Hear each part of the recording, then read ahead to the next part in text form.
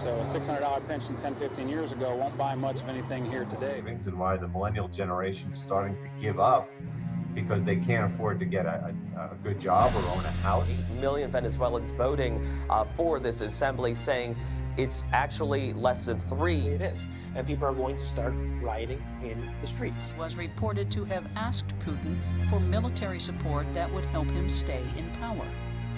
We will make America safe again. And yes, together, we will make America great again. And they ignore him, and 8 more years goes by till Bernie himself finally admits to his sons, hey, I've been running a Ponzi scheme.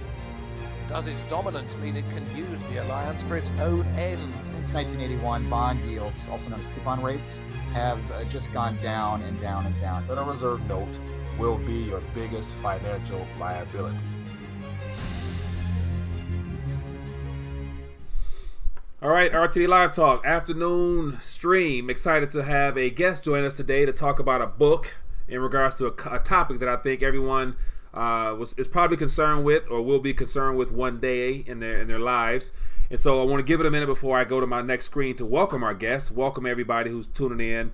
I tried to last night remind everybody to tune in at 1:30 today so that they can have some questions ready for our guests. But more importantly, for those that are watching, there's a number, 313-462-0027. You can give us a call as well and ask questions directly or share some thoughts on the concept of retirement. And we're going to go from there. So let me welcome a couple people into the chat. And as always, if we have any new viewers, let us know where you're watching from. I'll definitely love to acknowledge your presence. And then we go from there. So unfortunately, it says my chat has not popped up. Always something, boy, I tell you. But we're going to have fun with it. All right, so we got low blood pressure watching us. Who else is watching us thus far?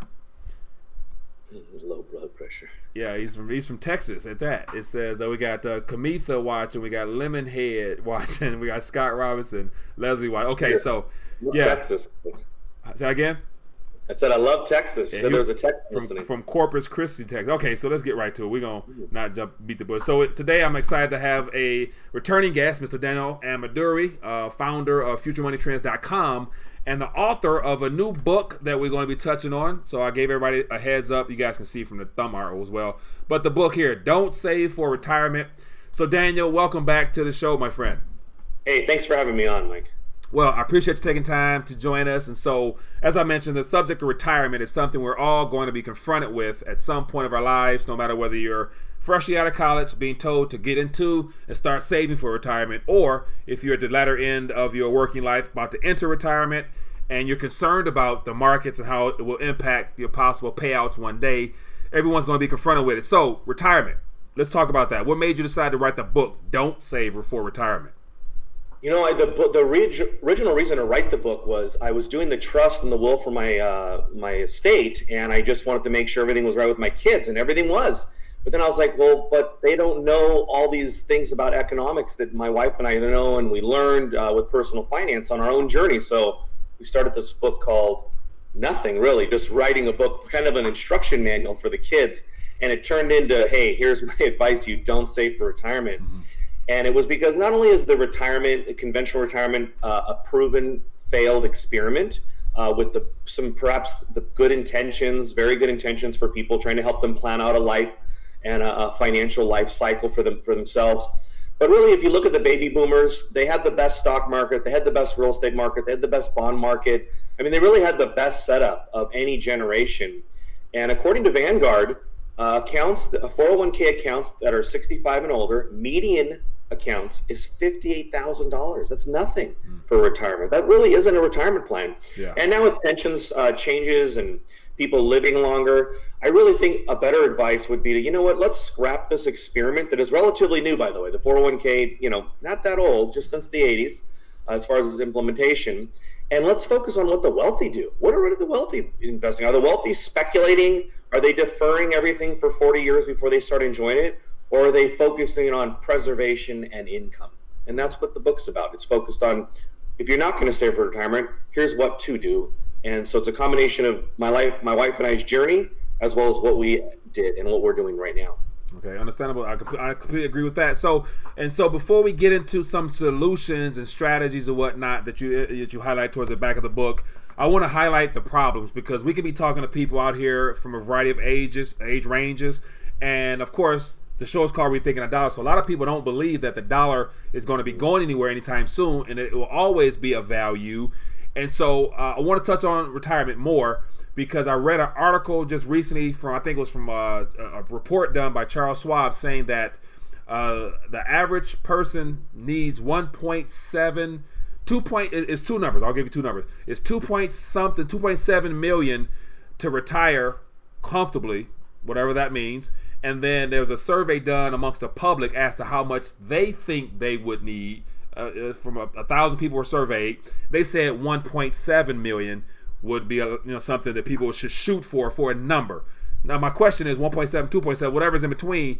Will a number suffice for the concept of retirement? It's such a fugazi thing, right? Like, for some people, they might not be comfortable till they have 5 million in assets, or 10 million, or 1 million. I'll be honest with you, I had cut my expenses down so low that I could have declared financial independence with roughly, let's say, $350,000, $400,000 of investments into passive income.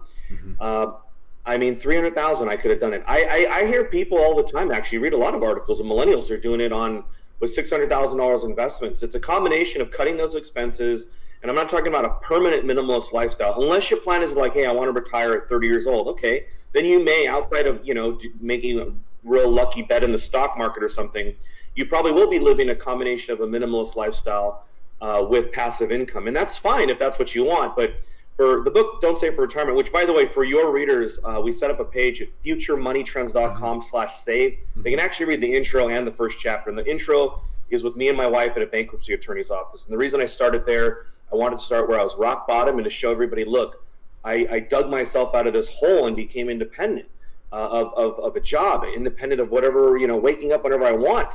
So I just wanted to show people, look, you can do this. But as far as what amount, I think that mindset is a scarcity mindset. As if you're going to save this big pile, and then you're going to kill your active income, and then at 65 years old you're going to start drawing chunks of money from your savings that you've been doing for 30, 40 years. I don't think that's a realistic scenario, and I think it creates a scarcity mentality because you become fearful. But if you condition the mind and discipline your life into a passive income life, you'll not live like that. I go to the mailbox every day, and I'm always curious and always kind of expecting what check came in the mail. When I log into my checking account, I'm always scrolling through looking for the ACHs. And, I've gotten into such a habit of buying things that pay me income. It's almost on a daily basis now where I've got ACHs or some sort of check coming in the mail. Yeah. And that's that's a good feeling to have more excitement to run to your mailbox because you're going to get something good, as opposed to going to the mailbox with, damn, I owe them, I owe that. So, all right, so I want to get into some questions and definitely dive more into the book. So if you guys have questions, feel free to ask directly, because as Daniel was sharing information, if you got some thoughts on it, definitely highlight it for us. And so in regards to, I guess, the dialing back aspect, not necessarily retiring, but financially having some options to where you're free to choose as opposed to being forced to go A, B, C, D. Some people are talking about here, different types of assets that they can hold for savings. Some say gold, silver, cattle, and then they're throwing out numbers there. And so let's talk about some assets that produce income that you're referring to. Some examples, if you don't mind, that people can, younger or older, can probably start getting involved with, just diversify a little bit. Absolutely. So look, everybody knows on this show that gold is an important part of anyone's portfolio or anyone's life. It is the real money, and especially in times of uncertainty where all this devaluation is going on all around the world, you obviously want to own some physical gold and some gold-related asset investments. Maybe they pay income or not, like dividend-paying stocks like Franco-Nevada. But I would separate stocks and gold, because gold is gold. It's money. Stocks, now you're adding management risk and company risk and stock market risk itself. So that is the gold portion of savings. When it comes to assets that pay you, the easiest place to go, the low-hanging fruit, is in real estate. Real estate, single-family homes, you can buy with leverage, so you can control a $100,000 asset with $20,000. If you're like, hey, I don't even have a penny to my name, I mean, I'll be lucky if I can save $100 a month. You should be looking at like more crowd-funded investments. Now, it's new to the general public, but it's very important for everybody to understand. Things like Fundrise or Pure Street, these have been around for a long time, but they were only available to accredited investors who were investing through a hedge fund or a private client like with Chase or some sort of institution. And all you're doing, you're making your money the same way the banks and insurance companies do. So imagine a publicly traded REIT, but this one's a private REIT, and you get usually a very safe and stable dividend. They usually distribute about 90% of the profits. And it's important to understand that, you know, even though you lose the leverage, you're also upgrading the assets. Because let's be real, when I buy a single family house, I'm buying a C to a B plus type property. When I participate with a crowd-funded institution that's raised $50 to $150 million, we're buying parts of the JW Marriott and a golf course and, you know, Walgreens buildings or a Costco building. So you're actually upgrading the quality. So it's also more stable income. I mean, there's one REIT out there that only rents to government agencies like the IRS. Now, we can say all we want about the dollar bill, but I don't think the IRS or the Federal Reserve is going to default on their debt when they can just, you know, create the money. But so that's the low-hanging fruit is real estate. And then you can get in all sorts of things like whole life dividend policies. A lot of people hate them because they're focused on the life insurance aspect. But if you read the things that Robert Kiyosaki has put out at Rich Dad Poor Dad, or some of the other Austrian economists, they actually show you that how you can use the same dollar twice. You know, and that kind of goes down a complicated rabbit hole. So probably best not to discuss on a short interview, but definitely something worth investigating and something the rich have been doing for a long, long time. In fact, some of the richest people and richest institutions are piled into these type of investments. And then, you know, another one out there is just lending. You know, this is goes back to the basics of banking. And there are a lot of different opportunities now just to loan money out, personal loans through agencies and groups that do all the vetting. You know, they make sure the borrowers are making $75,000 plus a year, their credit score is 680, they do the collections. Companies like Lending Club have been very successful. And they've worked. And the best thing about some of these companies like Lending Club or Prosper, they actually went through the 2008 crisis, which was good because right from the get-go, from their birth, they had to go through hell. And that taught the CEOs and the management, they have those deep, deep scars. So if you read like the horror stories, I bet you the horror stories you're reading like from 07, 08, 09. But when you read what's happening recently, it's actually been very successful because obviously they had to optimize it extreme to make this work, which is great. And it works a lot that way for a lot of us who are listening and talking right now. You know, we went through 2008. We're probably not, you know, going to borrow up to our eyeballs to buy 20 homes tomorrow because it was such a deep, painful lesson. So I think companies themselves are in good places. And any of these companies you invest with, and they're all in the book, you can experience cash flow immediately. Right. I understand. I appreciate you sharing that. Now, you know, as you're describing different methods and different ways and different opportunities out there, it ultimately boils down to education. It sounds like, because you're throwing out things that a lot of people may not have heard about, and the processes, as you mentioned, you know, 2 for 1, turning $2 and using it twice, using $1 twice or whatever, how that is. So that requires education. And so you put education within your book. So you took time to tell your personal story as well as to, you know, you created this for your children's future. So this is a book that, you know, say 10, 15 years from now, we'd be able to pull off the shelf like possibly like a Rich Dad Poor Dad or a Think and Grow Rich type of book to where it still is valid education-wise. Now, share with us a little bit, you know, the educational things that you've acquired throughout the years outside of your experiences. Because, of course, you got to learn through the hard way, but yet you also got some knowledge that you, whatever. Go ahead. Yeah, you know, I mean, part of it is just you have to recondition the mind. The middle class has been sold in... All right. I apologize for that. So the middle class has been conditioned to speculate. So you buy a 401k, you're speculating that it's hopefully going to be up when it's time to retire. You're also speculating on the tax. You don't even know what your tax withdrawal is going to be in a 401k. Taxes are the lowest they've been in since 1931, income taxes. And we're assuming that they're going to be lower in 20 years with everything that's going on around the world and exploding entitlements and, you know, endless wars. I don't think so. So it's that the best education is just taking yourself out of that speculator mindset and moving it into an income mindset, a cash flow mindset. One thing I have in my house, I've written in for the kids, only invest in things that cash flow. And so, it just took a lot of that learning and understanding what the rich are doing. And, one of the reasons why the rich focus on preserving and income is because they're already rich. So they don't feel like there's a gun to their head. They're not in a rush to get rich. The middle class often feels rushed. But what I learned through my own experience and journey is that if you cut your spending for a short time, I'm not talking about 10 years, I'm like 1 to 2 years, you cut spending deep, really cut spending so that you can get as much money invested into passive income as possible.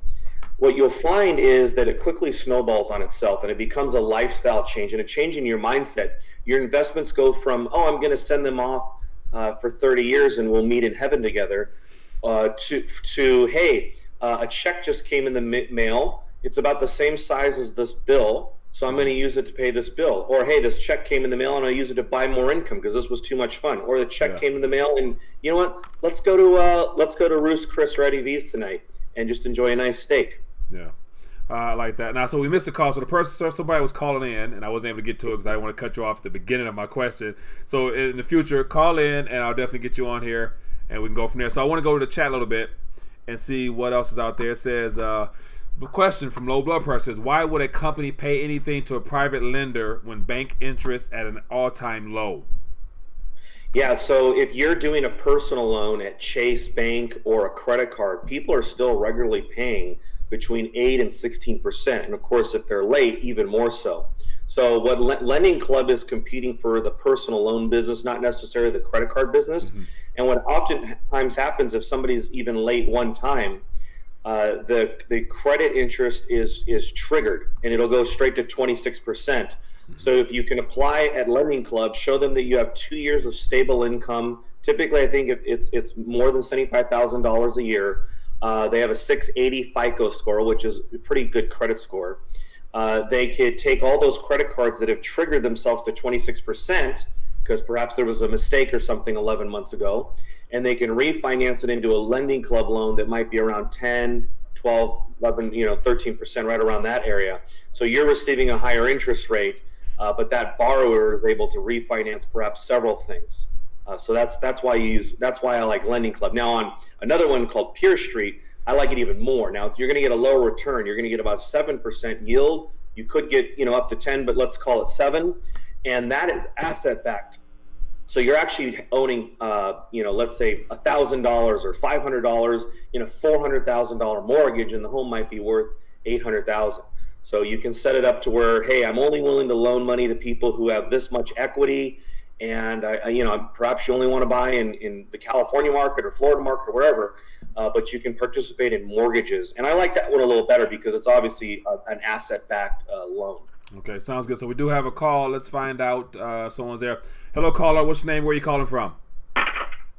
Hey, this is Mitch. I'm from Tulsa, Oklahoma. Mitch from Tulsa, Oklahoma. How you doing, Mitch? What question do you have for Mr. Daniel? Yep, go ahead. What question do you have for Daniel? Sorry, the phone's cutting out. I think I can hear you better now. Yep, go ahead. What question do you have for Daniel? You there? Yes, sir. Go ahead. Hello? Go ahead. Technology, Daniel. Something else, isn't it? Hello, you still there? All right, so give us a call back and we'll definitely get you on. So it said call was lost. Yeah, so today has not been my greatest day, but we're going to work it out. We're going to work it out. So let's move right along. So let's get towards some of the middle contents of the book. Give us a couple nuggets out of the book that people really should be paying attention to after they get the book and really apply it like right away. Uh-oh. Go ahead. Oh, I'm sorry, Dan. That was for you. Well, you're down to the caller. Yeah, I canceled it because I asked another question again. Sorry, but I got you. Go ahead. The easiest thing to do and to start is to cut spending. And I take a lot of heat for this because when my wife and I, now imagine our mindset, 2009, world's falling off a cliff, just had a newborn baby. We're wrecked financially, foreclosures left and right, short sales. We got squatters, people moving inside of our properties we were trying to flip. It was a disaster. We needed to cut spending. My wife was a passionate mother. She wanted to quit her job. So, to me as a man, I was like, man, it's 2009. World's going over the cliff. We just had a baby. Wife wants to quit her job. And I just destroyed myself in real estate. So we started cutting spending, and I would Google that, and it'd be like, switch your credit card, transfer your checking account, and save $15 a month, or stop drinking coffees. I'm like, this is nuts. I need to save real money. So the first thing we did is I moved out of my area in LA County, moved far. I moved to the desert, and we saved about 50% on our housing expenses. Then we stopped going out to eat. We stopped, eating meat, crazy things. The craziest thing, I take so much heat for this, but I wish people would just understand the mindset. We had dogs with vet bills that were about $150 a month or more, and I gave them to a wonderful family that could take them in and love them. For some reason, everybody, the comments are horrible usually when I tell people that, but just keep in mind, it all compounded on itself, and collectively we were able to save enough money that she was able to quit her job, which was difficult in itself because she was a teacher, and that's a very safe job, especially in California. And so she quit her job. She was able to be with our son, who was an infant, full time, and that was one thing we did. We just cutting spending. She sold her wedding ring, paid off our cars. I mean, we did everything it took to cut the spending, and then with all the excess that eventually came from that, as we paid off debt, we were able to start investing and buying income. And it was small at first. At first, it was just like, hey, we made $47 this month. Cool, it'll pay the water bill. Let's keep buying more income. And then eventually it was like, $250. And then it just kept growing, and then it kept compounding, because at that point we were debt free now. And so once it snowballed, and within 3.5 years, we were able to say, hey, we're financially independent. Now, bare bones, our passive income was able to pay for basic lifestyle, groceries, utility bills, housing needs.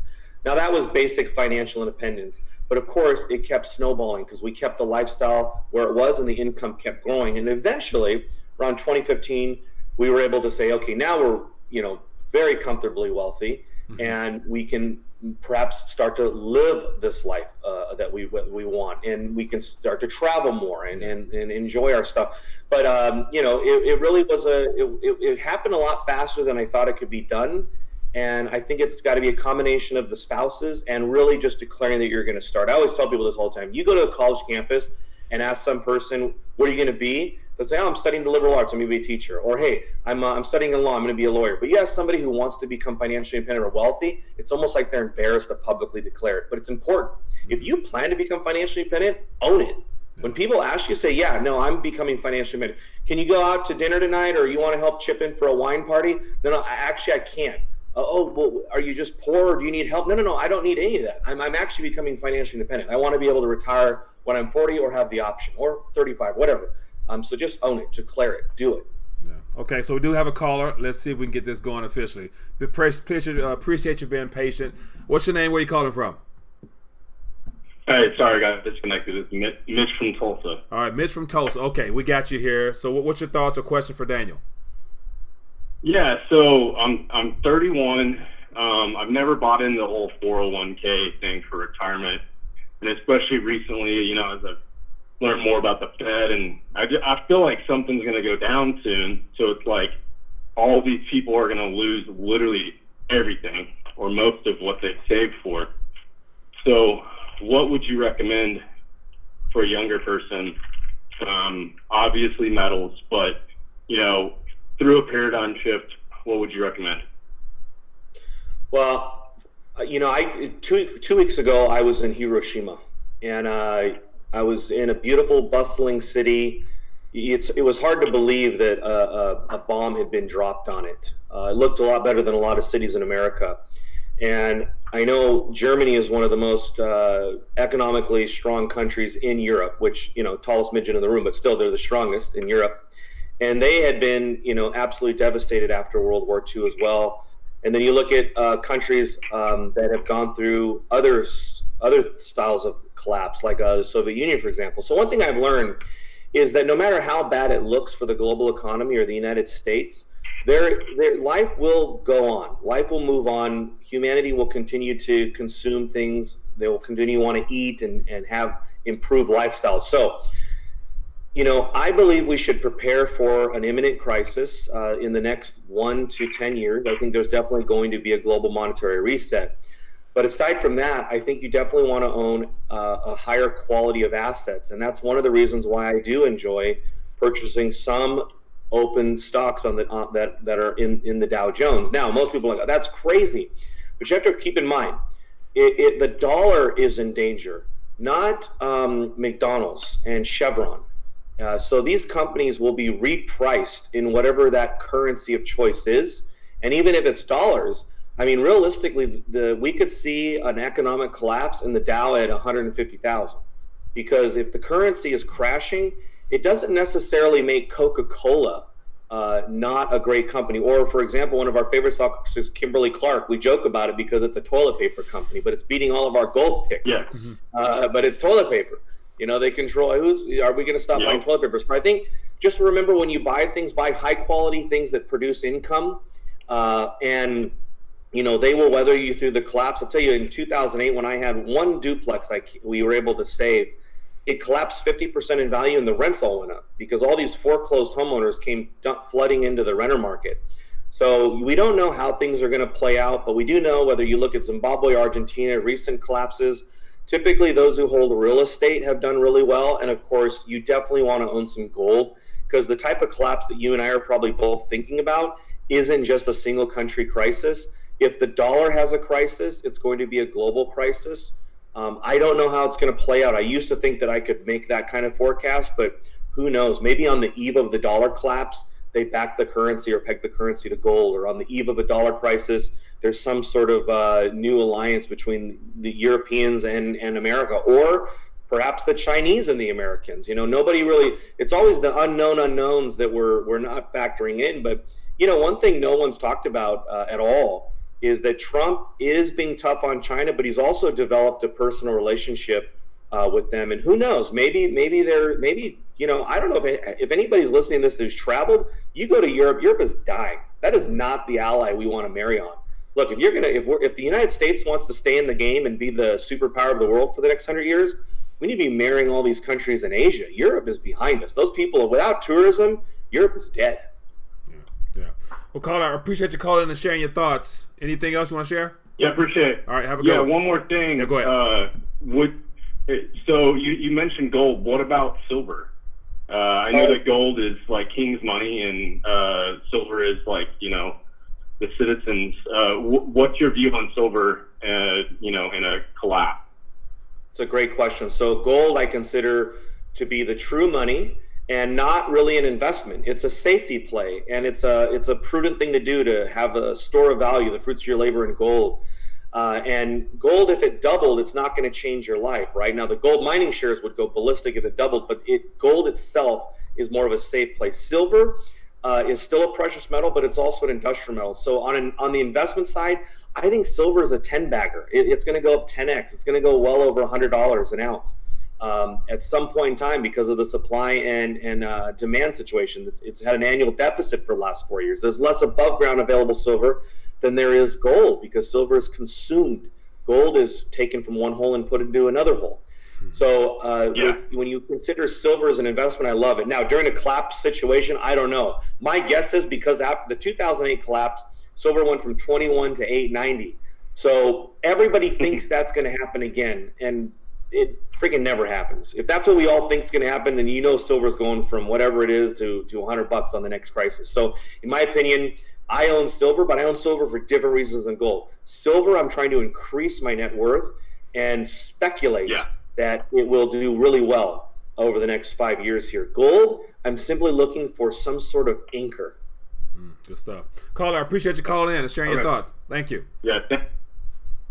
All right, so that's a good explanation there. So we have someone else talks about, we got Kamitha says, what about cryptocurrencies? Yeah, cryptocurrencies, futuremoneytrends.com was one of the first letters to profile it at $13.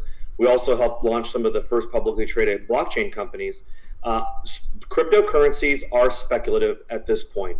I'm a big believer in owning Bitcoin. I own some Ethereum and Litecoin and Dash, but Bitcoin is the center piece for my crypto portfolio, and I highly recommend it. But I think people should just keep it small right now. Now, if you're an enthusiast and you understand it and you love this type of stuff, then I would go all in, because this is the future. This is going to be something that you're already seeing with Facebook and JP Morgan, other central banks, countries. Absolutely, if you can make money from the blockchain, by actually participating in its growth, then do it. But if you're just like me and you're like, look, I'm an outsider who just wants to have some exposure, perhaps you're using it to speculate, or perhaps you're using it for currency diversification, put 1 to 5% of your portfolio into some cryptocurrency. You can either buy it, through one of these exchanges. But like if you're super simple, or like Dan, I've listened to this for 9 years, I have no idea what I'm doing. You can go to Robinhood or Coinbase. It's not the Bitcoin enthusiast will not like that answer, but it is a very simple way to have exposure if you don't know what you're doing. All right, so another question in regards to cryptocurrencies. I'm not sure any particular projects or whatever, but yet, what's the chance that the tokenizing, using current cryptocurrency to tokenize things as a part of the future, and looking for opportunities of that nature? Because we got Veritasium with Reggie Middleton, who's doing some things out there. We got a lot of other projects that are crypto based. Are those worthy of looking into a little bit more seriously nowadays, given the fact the old monetary system could eventually transition to a blockchain cryptography type of ordeal itself? Yeah, and that's where I think Bitcoin becomes the king, because what happens when these altcoins are competing against an Amazon token or a JP Morgan token? They have the user base to transition. Could you imagine if Amazon, look at what Facebook's doing. So, they're going to have more information on their customer. The Catholic Church just came out with their own token in cryptocurrency. So I think that is definitely going to be the trend. But I wouldn't speculate too much. Honestly, owning some of the core ones like Dash and Bitcoin, I think is enough. If you wanted to expand and invest in actually some of these publicly traded companies, I would just be careful, because most of them are penny stocks. Even one that I got heavily involved in, Hive Blockchain, with Frank Holmes, who's like one of the best people on earth. That's a fund manager. He's the CEO of US Global, and even his stock, it went from 30 cents to 675 Canadian, but then it crashed back down to 30 cents when Bitcoin crashed. And today I think it's only like around 50 cents. And it's very, very simple business, just mines cryptocurrency. So I would just be careful. You're speculating in this space at this point. Right, understandable. All right, so let's get back to the book a little bit. So as we draw down towards the end, if anybody have any calls or thoughts about the concept of retirement, feel free to let us know. So don't save for retirement is the name of the book. And so ultimately, what do you hope and what do you want people to really take away from this? And how do you hope this book is received by the public? I would just love for people who read it to redeclare their sovereignty, and to be reminded that you don't have to live some cookie cutter life, and that the plan they've given you, it hasn't been around for 1,000 years. It hasn't even been around for 50 years. And look at the results of the baby boomers. Is this even worth trying to do? And will it work the same for millennials or Gen Xers who aren't going to have the best stock market, best bond market, best real estate market for the next 30, 40 years? So, and the millennials do have a different opportunity, though, in that they're more mobile, and you can start a business for $10 on GoDaddy. And there's so many freelance opportunities to become independent of even a job. So I would just say, when people focus on this, focus on realizing their wealth, their time is finite. How do they want to be able to spend their time? And what are the rich doing that the poor middle class aren't? And the book does offer specifics and websites that I've used and different funds that I've participated in. And again, if your listeners go to futuremoneytrends.com/save, they can read the intro and the first chapter free, as well as receive my weekly wealth digest, which every Sunday we offer different ideas on what my wife and I are doing right now, as well as what some of the lessons we learned in the past. Okay, sounds good. So we have a question here, or a caller, I'm sorry. Hello, caller. What's your name? Where are you calling from? Hey, this is Jeff from Florida. How you doing, Mike? I'm doing good, Jeff from Florida. What's your question or thoughts for Daniel? Hey, I just had a quick question, or actually a two-part question. One is, what type of things should we be looking at as far as trying to reduce our monthly expenses?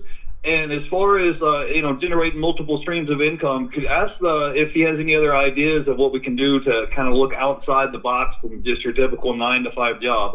Should we be trying to pick up a side gig on the weekends, or what's some other things that we could be doing? All right, appreciate it, Jeff. Thank you. It's a great two-part question. Let me answer the second part first. So you can monetize hobbies, something you're passionate about. If you work for a small business, you might even be able to monetize your job. And what I mean by that is you could actually approach your employer and say, look, you're paying me $75,000 with benefits today and paying for workers' comp and all these things. How about I work from home, or I only come in twice a week, but you'll pay me a little bit less or a lot less if you want to save the money. And I'm going to be an independent contractor. I'm going to be my own business. But what that allows you to do is now go to the next small business and say the same thing. Look, I'm working for XYZ. I've been working for them as an employee for 5 years. I've now started my own company. They decided to become my first client, and I'm interested in doing services for you. So you perhaps have 4 or 5 clients paying you less than you had as an employee, but of course you're making $250,000 as opposed to $60,000, $70,000 with benefits. So, and a lot of people get tied up in benefits. I would recommend it. In the book, it has some suggestions. There are a lot of great nonprofits, companies that actually act like real insurance companies, where, like Christian Healthcare Ministries, you pay for the first $500 of a doctor visit, but after that they take the whole thing. It's $150 a month. Millions and millions of small business owners use this, and it's been funding and paying out billions and billions of dollars of medical claims for the last since 1980. So that's on the monetizing and getting side gigs and stuff like that. If you want to do active income. The book also discusses a lot of passive income.